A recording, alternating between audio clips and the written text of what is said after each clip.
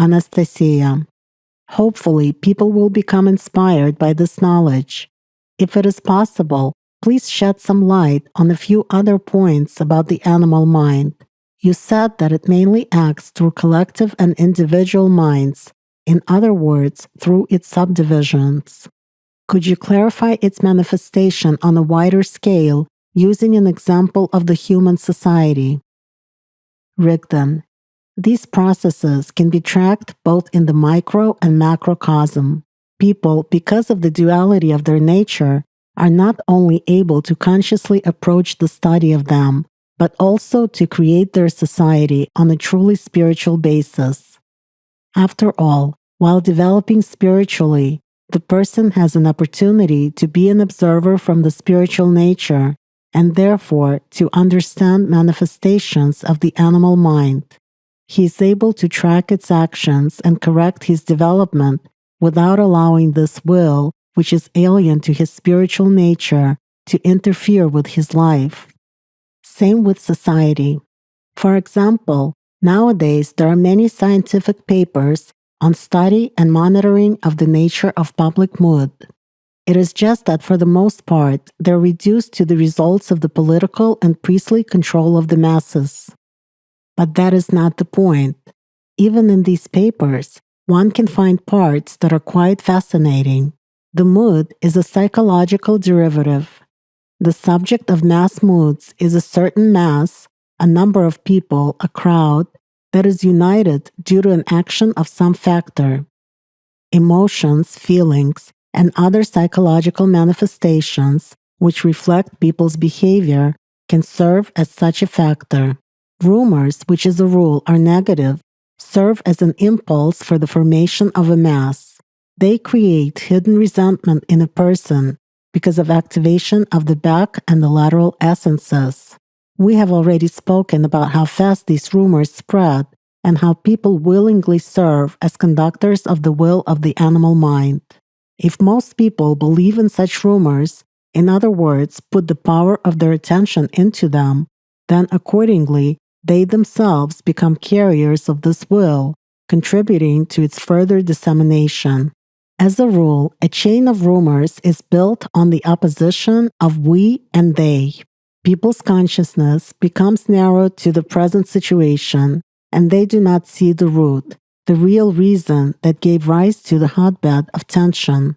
That is why people gather in crowds in the street, wishing to improve their lives, but as a result, it ends in frustration and deterioration of their lives, or simply with bloody slaughter. History knows enough examples when the people who came out into the streets, even simply in peaceful support of some movement, after joining the crowd, later did not themselves understand what happened to them personally and what made them run with everyone and wreck the infrastructure of their own city in which they were to live tomorrow. So the following are inherent to mass moods: a stimulus, reaction to it, and readiness for action. Such a mass arises depending on the situation and reacts to the same stimuli in an identical manner. It is united by a psychic connection, which in its turn is created out of similar emotions and impulses. This special mental state is uniform for most people. Moreover, it usually contains a certain destructive charge and has a hidden negative direction. If people were able to capture the movement of the energy of thought forms in a crowd, they would see that it has the form of a spiral with a counterclockwise direction. The same words and emotions are reproduced over and over again while increasing their intensity due to a greater excitation of conductors themselves who excite each other and the connection, capture of the consciousness of new people willing to listen to speakers or understand the situation. Then the search for the guilty party begins, to whom all kinds of negative qualities are attributed. In the end, the situation may develop into an outpouring of all this negative energy of the mass onto any given or the nearest object, or onto the individuals who, in the crowd's opinion, have anything to do with the cause of their troubles, or are actually them. By the way, If such a stimulation of each other and circling of gossip are absent, these moods quickly lose their strength. Anastasia. Yes, this is a traditional search for the scapegoat, which is typical for domination of the animal nature in the human being. It is just that all this is manifested here in a single mass, which is subjected to the influence of the will of the animal mind. Rigdon. Absolutely. It should be noted that the animal mind manifests its will not only in the mood of a mass, which carries a clear destructive charge, but also in a hidden defense of that which it already considers to be its property. Infection with the will of the animal mind occurs quite quickly in a mass, like the spread of a virus.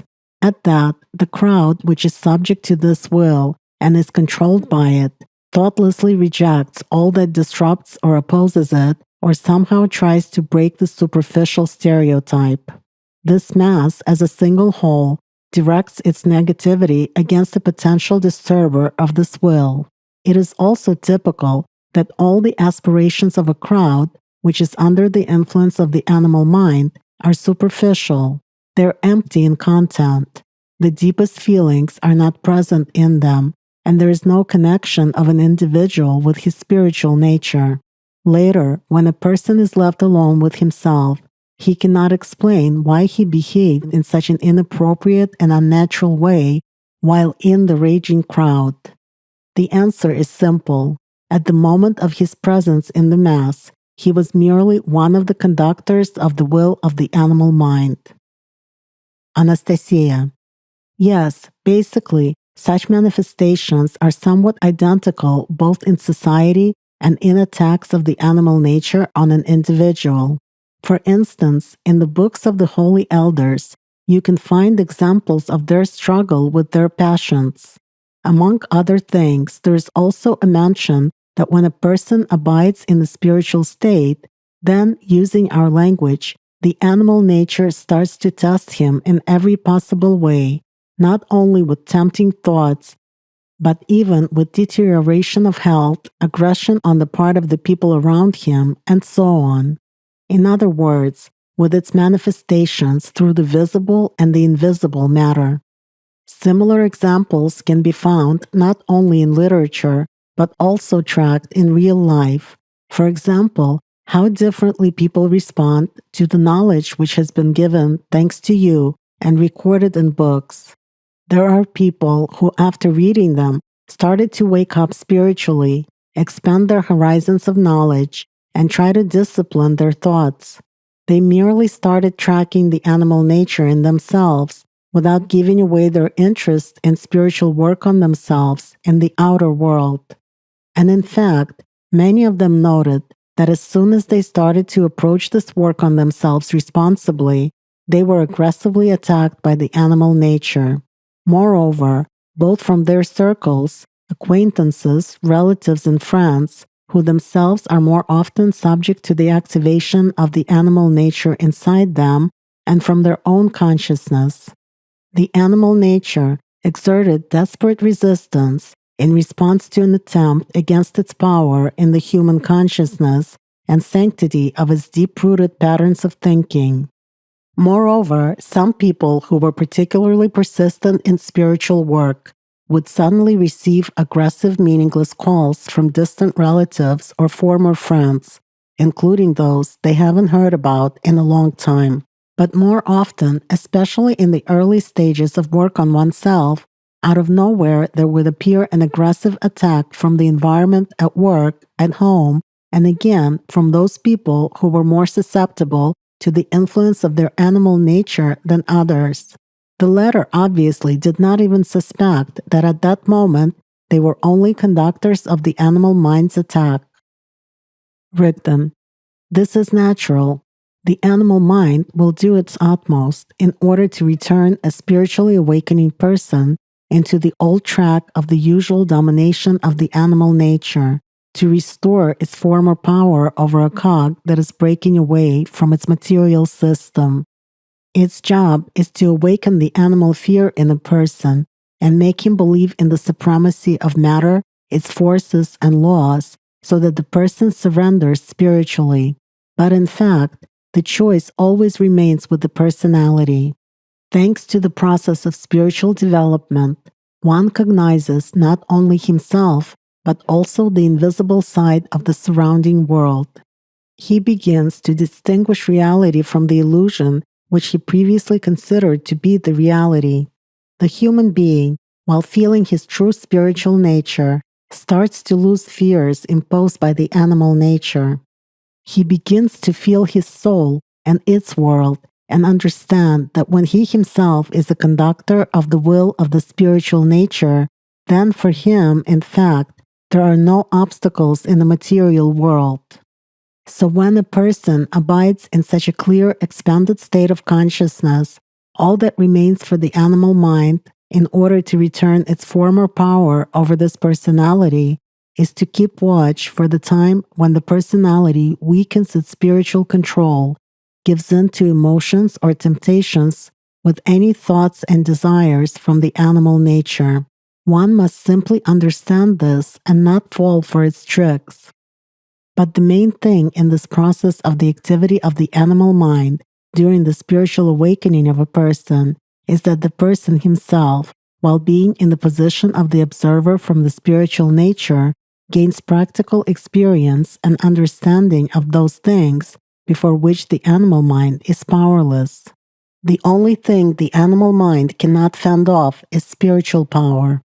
That is, when a person already consciously chooses the spiritual path and lives by his inner spiritual world, by his depth, the interconnection by means of feelings through his soul with the world of God, when he is able to not only bring it to heel, but also to control his animal nature and its multiple manifestations in various emotions and desires. Of course, this fighting experience, in a way, is gained due to attacks from the animal mind, which spiritually awakening people draw upon themselves. Consciousness becomes a battlefield. But the result of the victory is worth it, for a person awakens spiritual powers within himself, strengthens them, understands the reality and the meaning of his existence, and begins to consciously seek God, strive for the spiritual world, that is, for eternity. The spiritual power given to a human being is immense. If the majority of people in the modern society can realize this simple truth, understand all the frailty and temporality of matter that surrounds them, and begin to awaken spiritually, then this will affect the whole human society in general, and the monad will turn over. That's when the golden millennium that people have dreamt about since time immemorial will come. Anastasia. It all starts with the first step in the spiritual direction of an individual as a unit of the structure of this society. That is why it is important for everyone to know their true nature, to know that before which the animal mind is powerless, how to track its manifestation in oneself and prevent its domination and violence against one's personality. Rigdon. Absolutely. And this is much simpler than people think while being in the state of spiritual inaction. A person simply must not allow the will of the animal mind to become his reality. But let us return to our conversation about material sacrifices. The knowledge of the existence of collective and individual mind was also present in the society of that time as an integral part of spiritual knowledge. Understanding one's dual nature helped one make an informed choice to which of the natures, the spiritual or the animal one, to devote his transient life and which will to serve.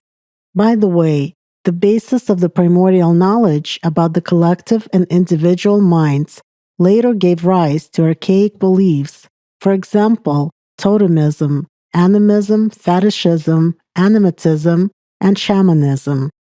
Let us consider totemism. Initially, a totem designated a certain sign through which the person possessing spiritual knowledge could influence natural elements, processes, and fauna, in other words, matter.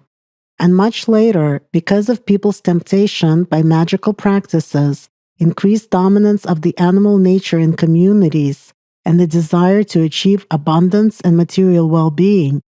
People have turned all this into the totem cult, a whole set of beliefs in the supernatural kinship between tribes and certain totems, animals, plants, natural phenomena, and inanimate objects.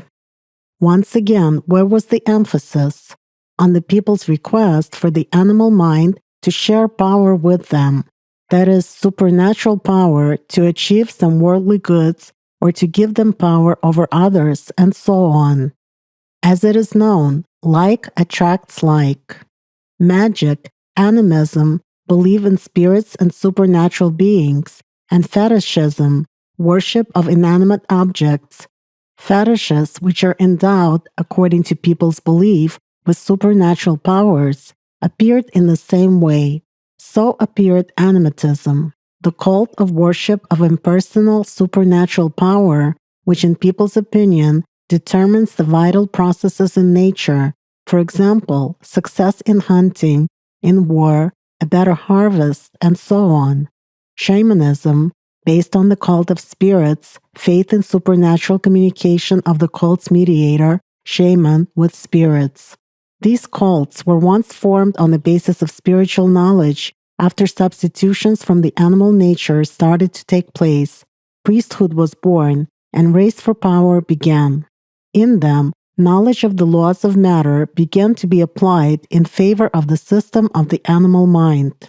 That is, people started worshipping and imitating the strongest one. They started deifying him and creating a halo of immunity. And in some cases, they would even eat the strongest one, as in some cults it was thought to be necessary to be like him and to get his strength. Moreover, representatives of such beliefs were characterized by an aggressive attitude towards any otherwise minded people, attacking the enemy, people who worshipped other cults, and their destruction were strongly encouraged.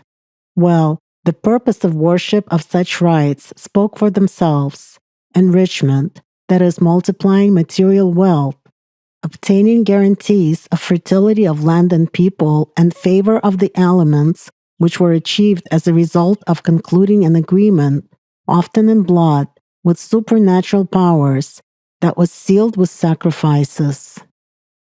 Anastasia.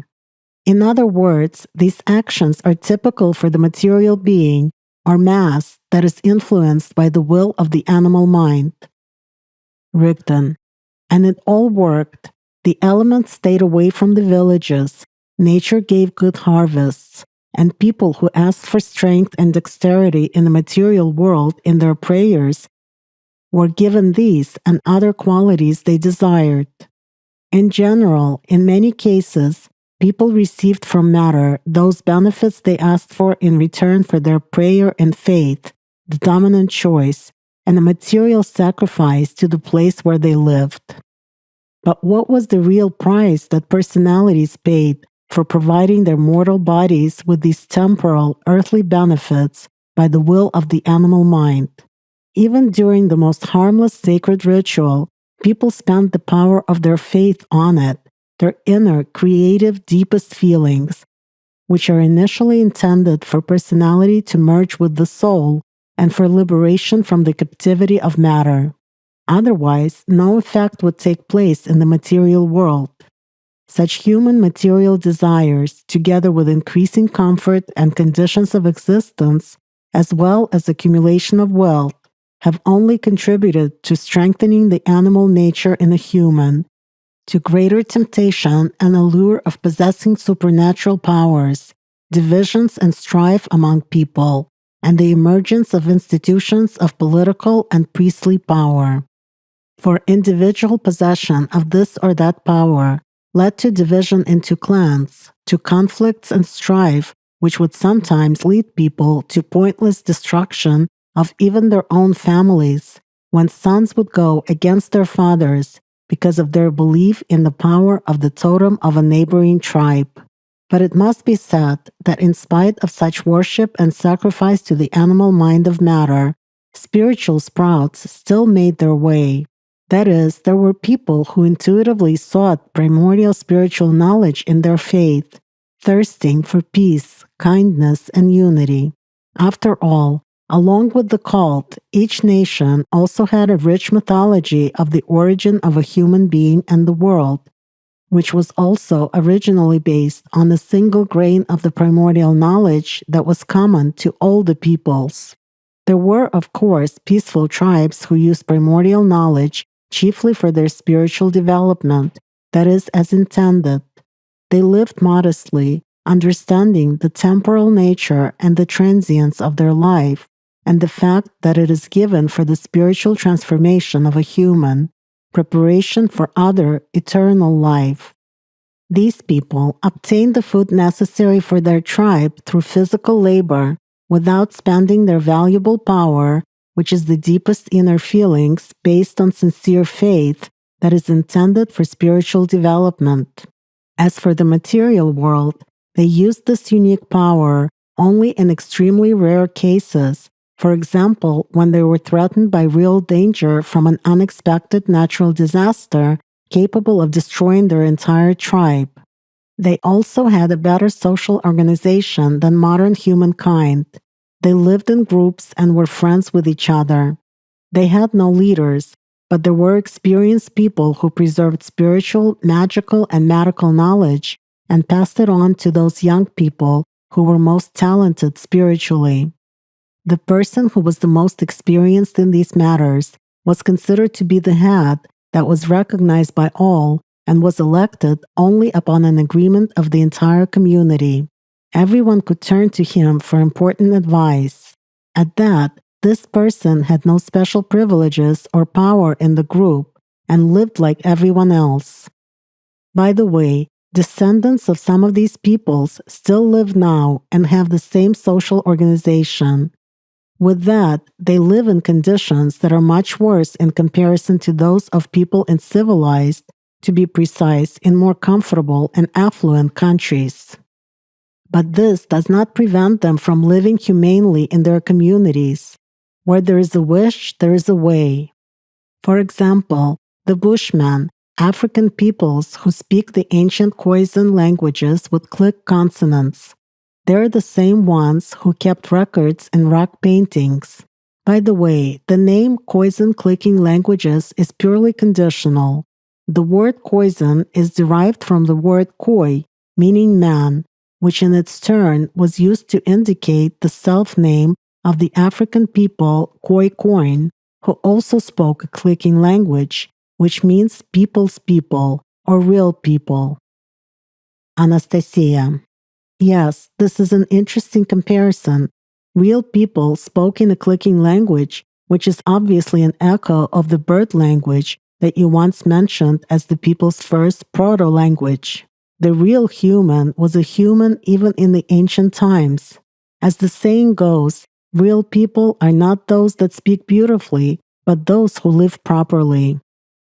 Rigdon. Absolutely.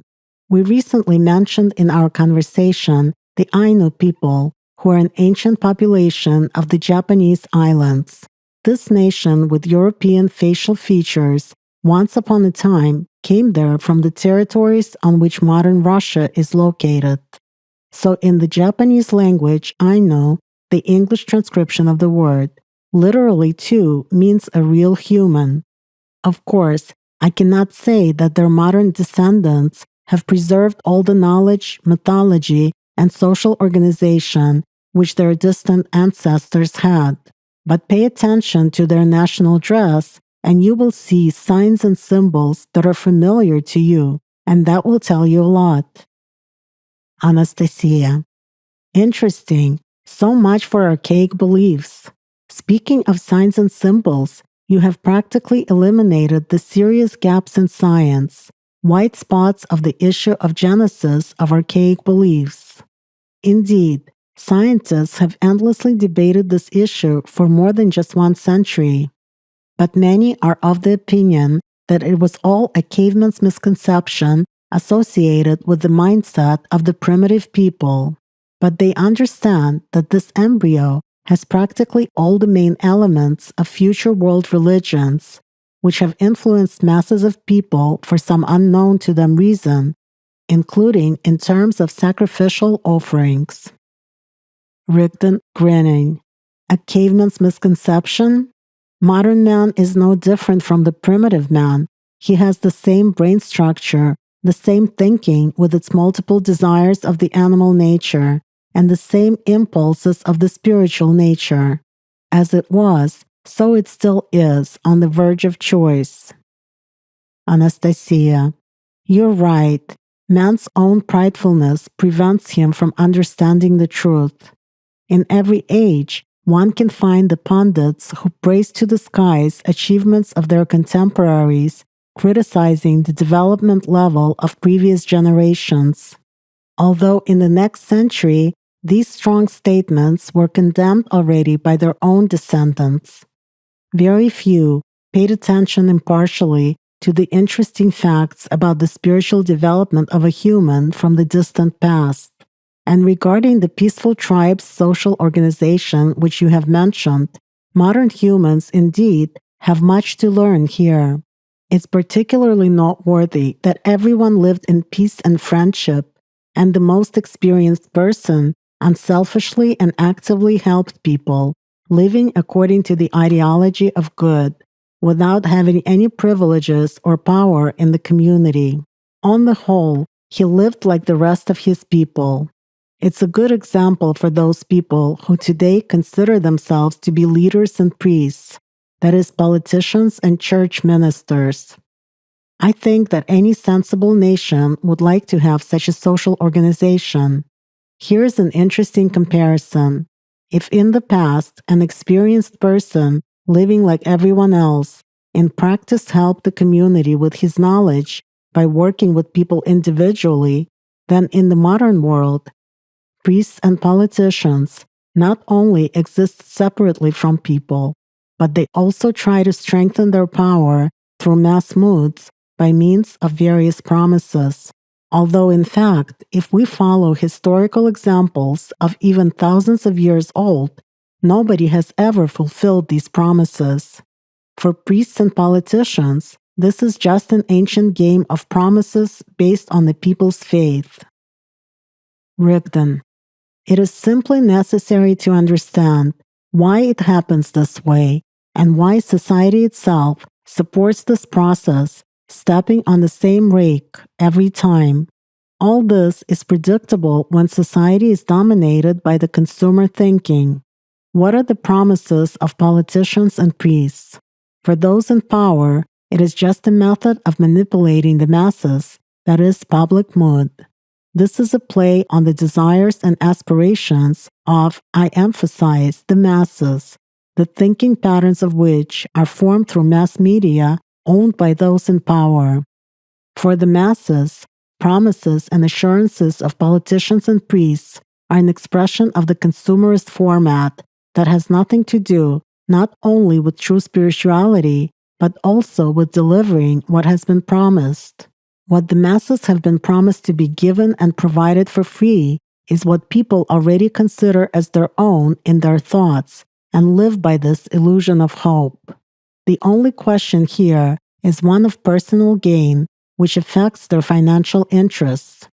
Knowing this consumeristic desire of people, priests and politicians simply manipulate the mood of the masses. For example, while people live in hopes that the priests and politicians will be keeping their promises, the latter go about their business carefree. As soon as discontent starts brewing in society and people run out of patience, a political theater of action unfolds. Incitement of negative sentiments begins in society with help of priests and politicians. Rumors are spread from their circles about who exactly is deceiving people and who is to blame for all the ills, and people's anger is focused on yet another pawn of politicians and priests who allegedly has failed to keep his promises and whose words do not agree with his actions. People always perceive the latter as a betrayal of their needs. As a result, through mass media, those in power quickly bring the masses to the critical point, and an emotional explosion takes place. Priests and politicians remove one of their pawns and put another in its place that starts making idle promises and assurances to people exactly the same way, gaining popularity for itself through the faith of people themselves. And again, thoughts from the animal nature start running around in people in a new circle. Anastasia. So that means that the leadership of any country in the world in fact corresponds to the consumerist needs of their people. In other words, when some candidate or an organization in the election campaign state that they will help to achieve the masses' aspirations, people rush to vote for the fulfillment of their desires from the animal nature.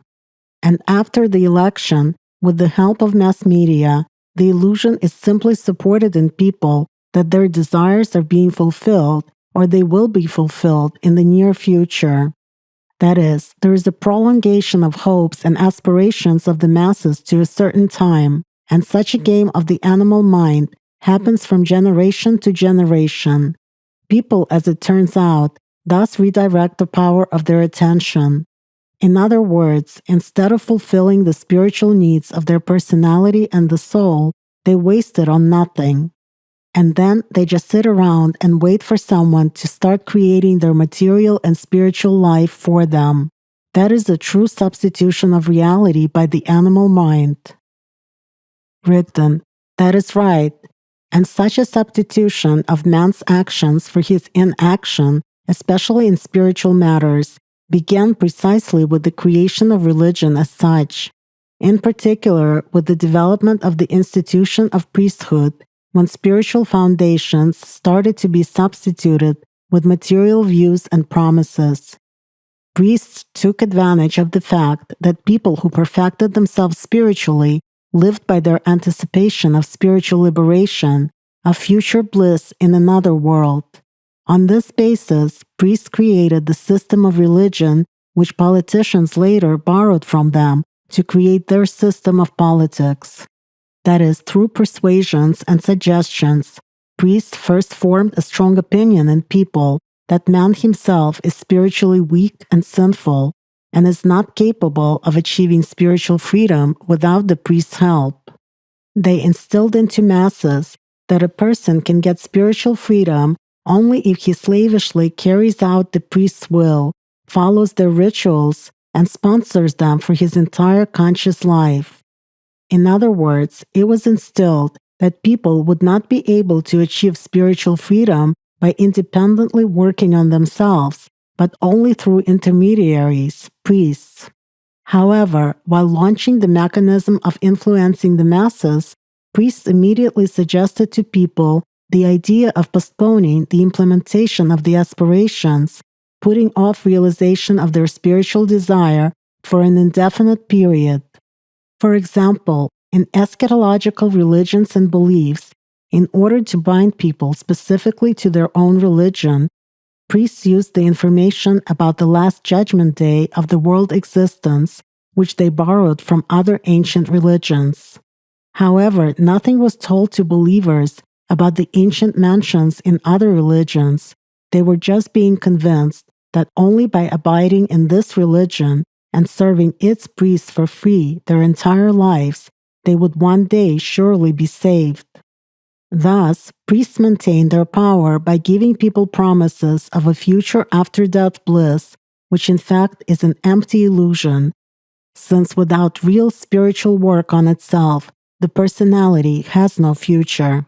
In the political system, people's spiritual aspirations were just replaced with material desires and promises of, instead of eternity, some illusory freedom in the near future. Only politicians, unlike priests, constantly instill that without them, people will not be able to build a truly free and safe society with a good level of material prosperity and equality. They form in people faith in a good ruler, politician, who will secure a happy future for them, and constantly undermine their belief in life which society can build without politicians and priests. Therefore, both priests and politicians are interested in the consumerist way of society's development, so as not to lose their power over it. Otherwise, the world society can consolidate and choose a vector in the direction of a truly spiritual development, which will naturally reject the system of political and priestly power as unnecessary. Anastasia. Looking at the world today, the question arises as to with which dominant in consciousness people come up with political and religious theories and introduce them to the masses. Rigdon. This is a substantial question. Those who want to find the answer to it should take a closer look at modern society and its dominating values. After all, sacrifices to the single animal mind have remained. Pridefulness is eating people. They're dominated and easily manipulated by the animal nature as a structure unit of the animal mind, instilling pridefulness for an individual mind. And the saddest thing is that modern people are so full of these qualities of the animal nature that they do not notice the obvious, convincing each other of one and the same looping of thoughts that the spiritual world does not exist and that there is only the material, visible world they can see, paradise in the body. That is, people perceive what is alien to their spiritual nature as true, circulating that information with which priests and politicians fuel their worldview. As a result, the majority in society have chosen to live by laws of the animal mind. For example, worship and imitation of the strongest one in this material world, whether these are people, countries, organizations, secret orders, priests, or politicians, fighting to achieve greater power, pursuing only material goals. It is sufficient to observe how divided people are among themselves in the world, how politicians and priests launch wars for the sake of their profits and power, drawing up contracts in blood, and offering up millions of human lives as a sacrifice for their own profit, success, and the well-being of their descendants. How huge crowds of people are quickly wound up to aggression and are controlled by the collective animal mind like herds of animals. How people, trying to make it in life, bend over backwards in front of higher management in order to get something more, something better for themselves. They give bribes, make deals with their conscience for the sake of material benefits, guarantees of success for their business, and a better material provision for their posterity. And in old age, they are ready to make any sacrifice in order to get health and former power over someone.